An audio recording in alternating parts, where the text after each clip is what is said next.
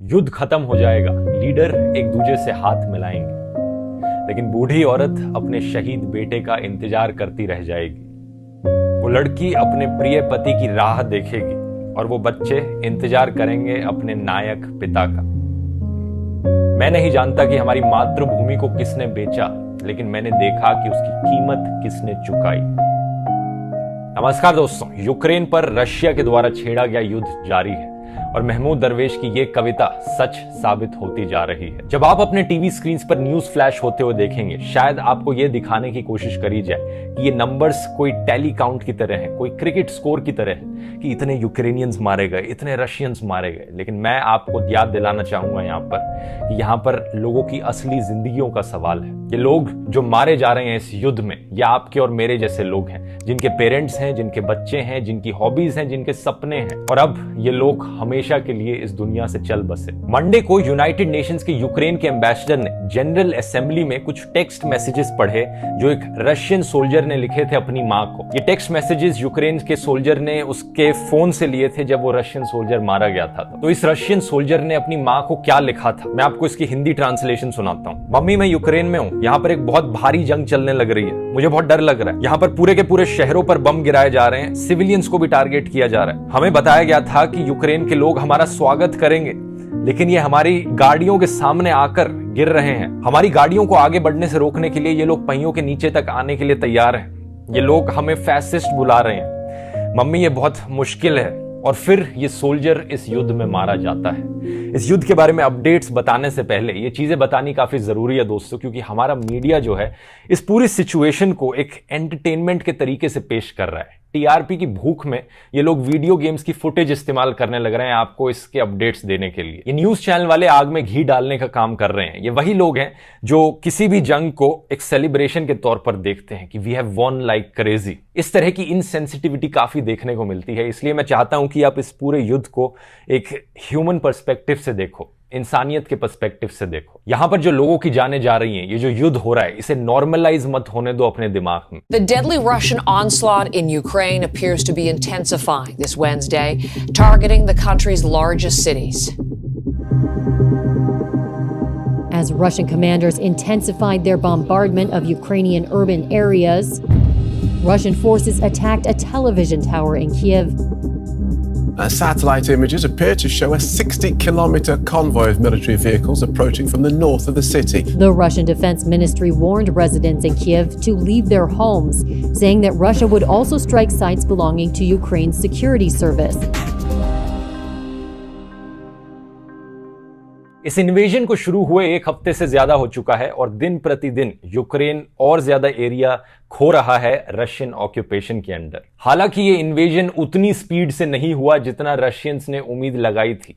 जो डिफेंस उन्हें यूक्रेनियन की तरफ से देखने को मिल रहा है वो कहीं और ज्यादा है जितना उन्होंने एस्टिमेट तक नहीं किया था। लेकिन फिर भी अगर आप इस नक्शे में देखेंगे, पिछले कुछ दिनों के कंपैरिजन में रशिया ने और ज्यादा एरिया को ऑक्यूपाई कर लिया है यूक्रेन के अंदर आकर। रशिया की डिफेंस मिनिस्ट्री क्लेम करती है कि जो खेरसन का शहर है यूक्रेन के साउथ में, अब वो पूरा रशियन ऑक्यूपेशन के अंडर आ चुका है। यूक्रेन की राजधानी कीव और यूक्रेन की सेकंड लार्जेस्ट सिटी खार्किव, यहां पर दो सबसे इंपॉर्टेंट शहर हैं यूक्रेन के लिए। इन दोनों शहरों को रशियन ऑक्यूपेशन से बचाने के लिए भरपूर कोशिश की जा रही है यूक्रेनियन सोल्जर्स के द्वारा। कीव की नॉर्थ साइड में रशिया ने एक 40 मील लंबी कॉन्वॉय भेजी है, यानी रशिया के मिलिट्री व्हीकल्स जो एक के बाद एक अगर सड़क पर खड़े होंगे तो 40 मील लंबा यहां पर पूरी सड़क को इन्होंने ऑक्यूपाई कर रखा है। दूसरी तरफ खार्किव में रशियन पैराट्रूपर्स ऑलरेडी लैंड करना शुरू कर चुके हैं। यहां पर अगले 24 घंटों में कहा जा रहा है कि एक ऑल आउट वॉर छिड़ेगी। Russian paratroopers have landed in Ukraine's second largest city of Kharkiv, hoping to take the besieged city. But Moscow also has Kiev in its sights, with landmarks attacked and a giant Russian military convoy now less than 30 kilometers from the capital. Indian embassy ने बड़े ही bold letters में ये advisory निकाली है कि जो Indian students Kharkiv के अंदर मौजूद हैं वो इमीडिएटली ये शहर छोड़कर बाहर निकलें, क्योंकि हालत बहुत जल्द खराब होने वाली है। अगर कहीं जाया नहीं जा रहा तो इसके आसपास के जो एरियाज हैं शहर छोड़कर उन्हीं एरियाज में चले जाएं। Under all circumstances they must reach these settlements by 1800 hours. French president Macron ने कहा कि पुतिन कम से कम सिविलियन इंफ्रास्ट्रक्चर और सिविलियंस पर हमला करना बंद करें। पुतिन ने कहा कि उनका कोई इंटरेस्ट नहीं है सिविलियंस पर अटैक करने पर और वो सिर्फ मिलिट्री की लोकेशंस पर हमला कर रहे हैं और मिलिट्री के साथ फाइट कर रहे हैं। यूक्रेन के लोगों के खिलाफ उनकी कोई दुश्मनी नहीं है, उन पर कोई हमला नहीं किया जाएगा। लेकिन पुतिन की बाकी और प्रोमिसेस की तरह यह बात भी झूठी निकली। रशिया ने क्लेम किया कि वो प्रिसिशन गाइडेड वेपन्स का इस्तेमाल कर रहे हैं, यानी वो हथियार जो सिर्फ अपने टारगेट पर हमला करते हैं। लेकिन एमनेस्टी इंटरनेशनल के क्राइसिस एविडेंस लैब ने डिजिटल एविडेंस को देखा, जो फोटोज थी, वीडियोस थे, जो सैटेलाइट इमेजरी थी, और उन्होंने पाया कि ऐसा नहीं है। एक्चुअली उनके इन्वेस्टिगेटर ने पता लगाया कि एक हथियार जिसका इस्तेमाल किया जा रहा है वो है 9M79 टोचका बैलिस्टिक मिसाइल, और ये एक ऐसी मिसाइल है जो अक्सर अपने टारगेट को आधा किलोमीटर से मिस कर जाती है। और अगर ये मिसाइल कहीं पर इस्तेमाल करी जाएगी एक शहर के आसपास जहां लोग रहने लग रहे हैं, और अगर ये अपने टारगेट को आधा किलोमीटर से ओकेजनली मिस करती रहेगी, तो यहां पर बहुत सारे सिविलियंस की जाने जाएंगी। और यही चीज हम होते हुए देख भी सकते हैं। 24 फरवरी को एक बैलिस्टिक मिसाइल हॉस्पिटल की बिल्डिंग के पास जाकर गिरी डोनेट्स्क के रीजन में। इसकी वजह से 4 सिविलियंस मारे गए। खार्किव में कई रेजिडेंशियल एरियाज पर हमला किया गया, जिसकी वजह से 8 सिविलियंस मारे गए। इसके अलावा कई रशियन मिसाइल्स और रॉकेट्स खार्किव के freedom square, opera house, concert hall, government offices पर भी जाके गिरे हैं। राजधानी कीव में 2 मिसाइल्स वहां के टीवी टावर पर जाकर लगी, जो कि उस शहर की सबसे ऊंची बिल्डिंग थी। 5 लोग मारे गए, और यही मिसाइल्स वहां के पास के होलोकॉस्ट मेमोरियल पर भी गिरी। यह हालत हुई कीव की एक सड़क की, जब वहां पर एक मिसाइल आकर लगी। पीछे आप डोमिनोज का आउटलेट भी देख सकते हैं बैकग्राउंड में। ओवरऑल यूक्रेन की हेल्थ मिनिस्ट्री के अनुसार 350 से ज्यादा सिविलियंस मारे गए हैं, जिनमें कि 14 बच्चे भी हैं। यह फिगर संडे का था। अभी का जो फिगर है वो इससे कहीं ज्यादा होगा। इनमें से एक सिविलियन 21 साल के इंडियन स्टूडेंट भी थे, नवीन, जो कर्नाटका से यूक्रेन गए थे अपनी मेडिसिन की पढ़ाई करने के लिए। ये 4th ईयर के MBBS स्टूडेंट थे, खार्किव में पढ़ रहे थे जब इनकी मौत हो गई, जब रशियन फोर्सेस ने हमला किया। तो नवीन के पुराने हॉस्टल के मेट श्रीधरन का कहना था कि सुबह के 10:30 बजे ये एक ग्रोसरी स्टोर के बाहर खड़े थे लाइन में सामान खरीदने के लिए, जब रशियन फोर्सेस ने गोली चला दी लोगों पर। वहां पर इनकी अनफॉर्चुनेट डेथ हुई। इसी से ही रिलेटेड कई डिस्टर्बिंग वीडियोस सामने निकल कर आए हैं, जहां पर इंडियन स्टूडेंट्स मदद की मांग कर रहे हैं। Students are being subjected to sub-zero temperatures as they're stranded on the border of Ukraine. These are borders with Poland and with Romania. हमें बोला गया था कि हम रोमानिया बॉर्डर पे हम यहाँ पे आए, तो हम कल सुबह 3 बजे से यहाँ पे फंसे हुए हैं। लोगों को बात करने की कोशिश कर रहे हैं, हमारा कुछ नहीं हो पा रहा, हम सिर्फ यहाँ पे फंस गए। ऐसे क्रिटिकल मोमेंट पर जो हमारी minister of state for external affairs है मीनाक्षी लेखी, वो फोटो खिंचाती हुई दिखी जग्गी वासुदेव के साथ। प्रधानमंत्री नरेंद्र मोदी एक वेबिनार एड्रेस कर रहे थे, जहां पर उन्होंने सवाल उठाया कि इंडियन स्टूडेंट्स क्यों बाहर जाते हैं ऐसे छोटे छोटे देशों में अपनी मेडिकल एजुकेशन करने के लिए, जहां पर उन्हें भाषा समझ में नहीं आती और इंडियन पैसा उन बाहर के देशों में जा रहा है। क्यों नहीं वो इंडिया में ही पढ़ाई कर लेते। उन्होंने कहा कि प्राइवेट सेक्टर को एक बड़ा रोल निभाना पड़ेगा यहां पर इंडिया के अंदर मेडिकल एजुकेशन को डेवलप करने के लिए। अब मैं यहां पर आपको याद दिलाना चाहूंगा कि अगर आपको एम्स में मेडिकल की पढ़ाई करनी है तो पूरी कोर्स की फीस आपके लिए 25,000 रुपए के आसपास पड़ेगी। लेकिन इंडिया के अंदर अगर किसी प्राइवेट कॉलेज के अंदर आपको मेडिकल की पढ़ाई करनी है तो आपकी कॉस्ट 1 करोड़ रुपए के आसपास तक आ सकती है। अगर यूक्रेन में जाना इंडियन स्टूडेंट्स के लिए सस्ता पड़ रहा है तो क्यों नहीं वो जाएंगे वहां पर पढ़ाई करने के लिए? क्यों वो प्राइवेट मेडिकल कॉलेजेस में इंडिया में इतनी भारी भारी फीस पे करें? और जब सीटों की इतनी कमी है तो कैसे एक्सपेक्ट किया जा सकता है कि वो हर कोई यहां पर गवर्नमेंट कॉलेज में पढ़ाई करने लग जाए? क्या ये सरकार की गलती नहीं है कि सरकार ने यहां पर सफिशिएंट सीट्स नहीं रखी? जब देश में डॉक्टर्स की कमी है तो ऑब्वियसली सीट्स को भी बढ़ाना है और एजुकेशन इंस्टीट्यूशंस को भी डेवलप करना है, जो कि सरकार ने नहीं किया। तो ऐसा क्यों कि स्टूडेंट्स पर ब्लेम डाला जाए जब वो बाहर पढ़ने का ऑप्शन चूज करते हैं? तो एक चीज यहां पर यह भी नोट करने वाली है कि कई बीजेपी मिनिस्टर्स हैं जिनके बेटे बेटियां बाहर पढ़ने गए हुए हैं। राजनाथ सिंह, निर्मला सीतारमण, एस जयशंकर, प्रकाश जावड़ेकर, पीयूष गोयल, ये कुछ एग्जांपल्स हैं। Union parliamentary affairs minister Prahlad Joshi ने कहा कि जो लोग बाहर पढ़ने जा रहे हैं वो 90% वो लोग हैं जो इंडिया के अंदर फेल हो गए हैं एग्जाम्स को क्लियर करने में। इसके अलावा ट्विटर पर हमें काफी देखने को मिला कि उन इंडियन स्टूडेंट्स पर मजाक बनाया जा रहा है जो यूक्रेन के अंदर फंसे हुए हैं। ऐसे मजाकिया ट्वीट्स देखने को मिले जो कि बहुत ही शर्मनाक है।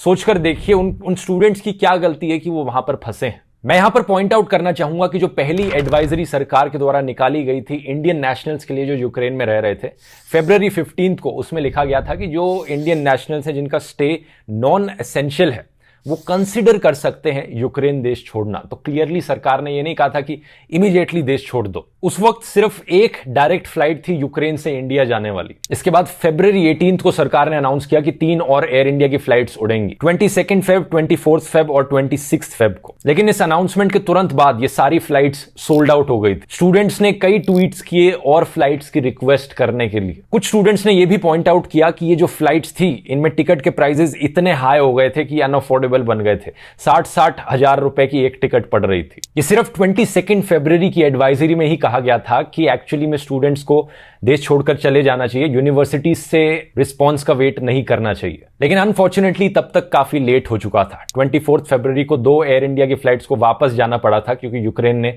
अपनी एयर स्पेस को बंद कर दिया था। वेटरन पॉलिटिशियन यशवंत सिन्हा, जो कि एक्सटर्नल अफेयर्स मिनिस्टर रहे थे वाजपेयी सरकार के अंदर, उन्होंने पॉइंट आउट किया कि कैसे 1,70,000 से ज्यादा इंडियंस को इराक और कुवैत से इवैक्यूएट किया गया था 1990 की गल्फ वॉर के दौरान। अब मैं ये नहीं कह रहा कि यहां पर सरकार की गलती है, ये सिचुएशन काफी अनस्टेबल थी, बड़ी जल्दी बदल रही थी, तो बड़ा मुश्किल था किसी के लिए भी बताना कि कब इवैक्यूएट करना चाहिए, कब नहीं करना चाहिए। वॉर तो एक्चुअली में पुतिन ने डिक्लेयर करी है, ना कि इंडियन सरकार ने, तो इंडियन सरकार पर यहां पर ब्लेम नहीं जाना चाहिए। लेकिन एट द सेम टाइम यहां पर इंडियन स्टूडेंट्स को भी ब्लेम करने की जरूरत नहीं है, इतने इनसेंसिटिव रिमार्क्स देने की जरूरत नहीं है कि उन पर दोष डाला जाए। फोकस यहां पर होना चाहिए उन्हें इवैक्यूएट करने पर बस। थैंकफुली अब इस पॉइंट ऑफ टाइम तक अब इवैक्यूएशन थोड़ी स्पीड से होने लगी है। एयर इंडिया और इंडियन एम्बेसीज अपना काम कर रही हैं, कोशिश कर रही हैं, और इस इवैक्यूएशन ऑपरेशन को नाम दिया गया है ऑपरेशन गंगा। सेंट्रल गवर्नमेंट के अनुसार करीब 30% इंडियंस जो यूक्रेन में रह रहे थे वो ऑलरेडी अब इंडिया वापस आ चुके हैं।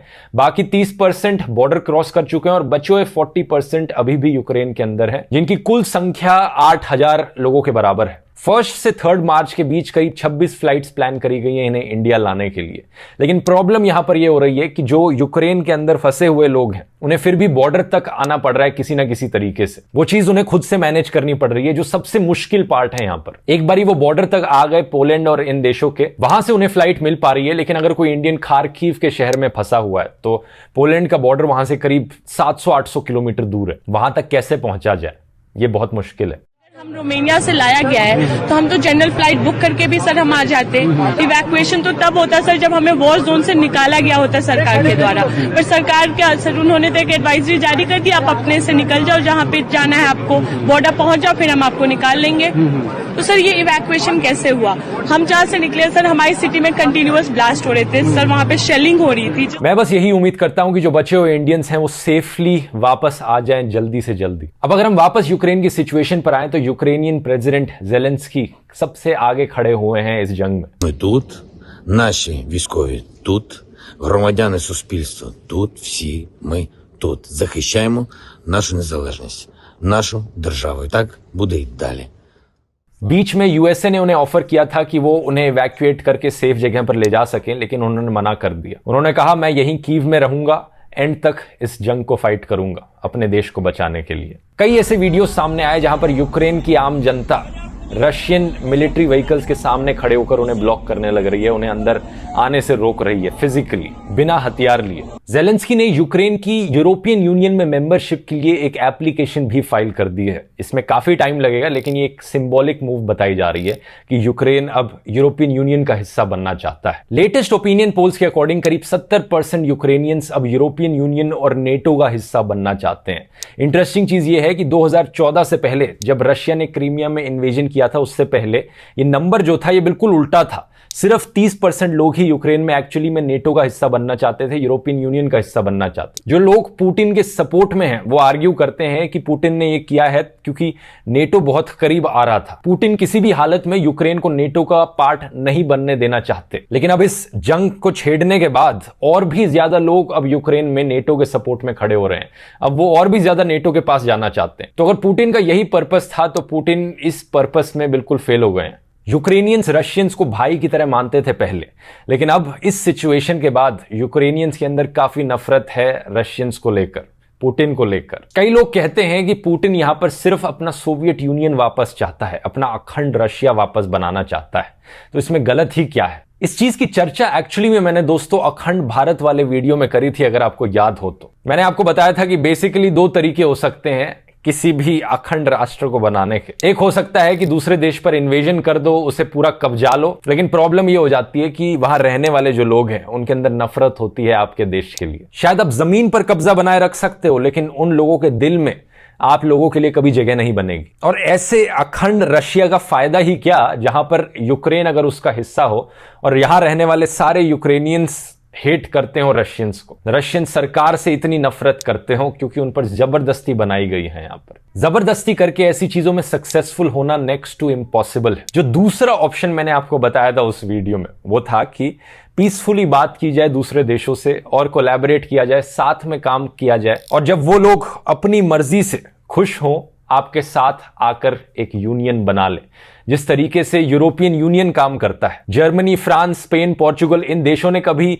जबरदस्ती नहीं करी कि ये ईस्टर्न यूरोपियन कंट्रीज आकर हमारा पार्ट बन जाए। उन्हें इन्वेड नहीं किया जाकर कि वो भी अब यूरोपियन यूनियन का हिस्सा बन जाए। जब इन यूरोपियन कंट्रीज ने साथ में एक यूनियन बनाया, ये चीज इतनी सक्सेसफुल हुई, इकोनॉमिक ग्रोथ इतनी ज्यादा देखने को मिली इन देशों में, पीसफुली प्रोग्रेस इतना ज्यादा देखने को मिला कि वो ईस्ट यूरोपियन देश खुद से इस यूरोपियन यूनियन का हिस्सा बनना चाहते थे। और आज के दिन फिर से ये सिचुएशन हो रही है कि अब यूक्रेन जैसा देश भी यूरोपियन यूनियन का अपनी मर्जी से खुद से हिस्सा बनना चाहता है। तो अगर रशिया को सही में इंटरेस्ट था अखंड रशिया बनाने में, तो उसे यह तरीका अपनाना चाहिए था। बैठकर शांति से बातचीत करी जाए, कैसे हम दोनों देशों के बीच में जो मिलन है उसे बढ़ा सकते हैं, एक रशियन यूनियन क्रिएट कर सकते हैं। लेकिन ऐसा पुतिन ने नहीं किया, और इसलिए कहा जाता है कि चाहे अब रशिया फिजिकली इस जंग को जीत भी जाए, रशिया फिर भी इस युद्ध को हारेगा, क्योंकि यूक्रेनियंस के दिल में कभी जगह नहीं बनेगी रशियंस के लिए। वहां मौजूद जमीन चाहे रशिया के कब्जे में हो, लेकिन यूक्रेनियंस के दिल में हमेशा एक रेवोल्यूशन की भावना रहेगी। चीजें कभी भी स्टेबल तरीके से काम नहीं कर पाएंगी अगर वो पूरा यूक्रेन आज के दिन रशिया देश के अंदर आ जाता है तो। इसीलिए दलाई लामा ने फेमसली कहा है, all forms of violence specially war are totally unacceptable as means to settle disputes between and among nations, groups and persons. War यहां पर कभी किसी चीज का आंसर नहीं होती। और जो चीज मैंने आपको वीडियो के शुरू में बताई थी, उससे भी रिलेटेड इनका एक कोट है, war is neither glamorous nor attractive, it is monstrous, it's very nature is one of tragedy and suffering. यहां पर आप दलाई लामा जी से अगर अपनी जिंदगी में इंस्पिरेशन लेना चाहते हैं तो मैं आपको इनकी ये बुक रेकमेंड करूंगा, द बुक ऑफ जॉय। ये कुकू एफएम पर as an audio book available है, एक बढ़िया ऑडियो लर्निंग का प्लेटफॉर्म जहां पर आपको ऐसी ढेर सारी बायोग्राफीज और सेल्फ हेल्प किताबें मिलेंगी सुनने के लिए। इनकी पूरी लाइब्रेरी आप एक्सेस कर सकते हैं सिर्फ 199 रुपीज पर ईयर में, क्योंकि अभी स्पेशल डिस्काउंट चलने लग रहा है। अगर आप कूपन कोड ध्रुव50 इस्तेमाल करेंगे तो आपको 50% ऑफ मिलेगा। 199 रुपीज पूरे साल भर की कॉस्ट है। लिंक इसका नीचे डिस्क्रिप्शन में मिल जाएगा। और जिन बुनियादी विचारधाराओं को मैंने इस वीडियो में आपको समझाया है, उन्हें और डिटेल में समझने के लिए अखंड भारत वाला वीडियो देखना मत भूलना, यहां पर उसका लिंक है। बहुत बहुत धन्यवाद।